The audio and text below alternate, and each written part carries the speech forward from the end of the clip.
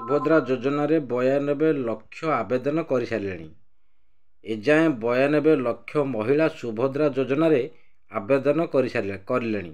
ଏନେଇ ଆଜି ସୂଚନା ଦେଇଛନ୍ତି ଉପମୁଖ୍ୟମନ୍ତ୍ରୀ ତଥା ମହିଳା ଶିଶୁ ବିକାଶ ମନ୍ତ୍ରୀ ପ୍ରଭାତୀ ପରିଡ଼ା। ଏ ସଂଖ୍ୟା ସପ୍ତାହକ ଭିତରେ 1 କୋଟିକୁ ଛୁଇଁବ ବୋଲି ସେ ଆଶା ପ୍ରକାଶ କରିଛନ୍ତି। ରାଜ୍ୟରେ ସମସ୍ତ ଯୋଗ୍ୟ ମହିଳାଙ୍କୁ ସୁଭଦ୍ରା ଯୋଜନାରେ ଟଙ୍କା ମିଳିବ ବୋଲି ସେ ପୁଣି ଥରେ ଦୋହରାଇଛନ୍ତି।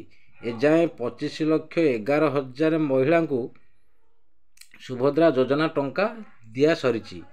KYC ପାଇଁ ଟିକେ ସମୟ ଲାଗୁଛି ବୋଲି ସେ କହିଛନ୍ତି।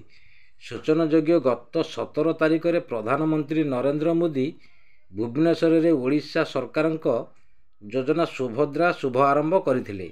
ଏହା ସର୍ବବୃହତ୍ ଏକ ମହିଳା କେନ୍ଦ୍ରୀୟ ଯୋଜନା। ଏହି ଯୋଜନାରେ ଅଧୀନରେ 21ରୁ 60 ବର୍ଷ ବୟସ ସମସ୍ତ ଯୋଗ୍ୟ ହିତାଧିକାରୀଙ୍କୁ 2024-25, 28-29 ମଧ୍ୟରେ 5 ବର୍ଷ ମଧ୍ୟରେ 50,000 ଟଙ୍କା ମିଳିବ। ଦୁଇଟି କି ସମାନ କିସ୍ତିରେ ବାର୍ଷିକ 10,000 ଟଙ୍କା ହିତାଧିକାରୀଙ୍କ ଆଧାର ସକ୍ଷମ DBT ସକ୍ଷମ ବ୍ୟାଙ୍କ ଆକାଉଣ୍ଟରେ ସିଧାସଳଖ ଜମା କରାଯିବ ବୋଲି କହିଛନ୍ତି ଉପମୁଖ୍ୟମନ୍ତ୍ରୀ ପ୍ରଭାତୀ ପରିଡ଼ା। ଏଯାଏଁ 92 ଲକ୍ଷ ଆବେଦନ କରିସାରିଲେଣି। ଆଉ ଯଦି ଭିଡ଼ିଓଟି ଭଲ ଲାଗିଥାଏ ଗୋଟେ ଲାଇକ୍, ସବସ୍କ୍ରାଇବ୍ କରିବେ। ରହିଲି, ନମସ୍କାର, ଜୟ ଜଗନ୍ନାଥ।